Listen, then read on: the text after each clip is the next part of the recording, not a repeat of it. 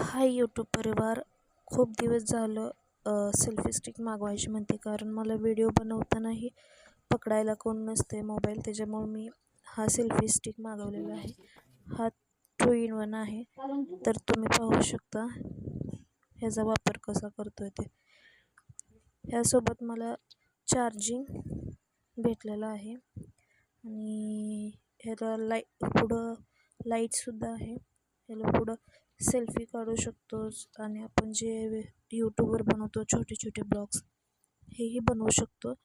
तर ह्याला छोटीशी नॉर्मल लाईट हे पाहू शकता तुम्ही. ह्याला बटन आहे, ह्यातनं आपण तुम्ही 2 वेळा टच केले की फ्लॅश जास्त पडते, कमी जास्त होते.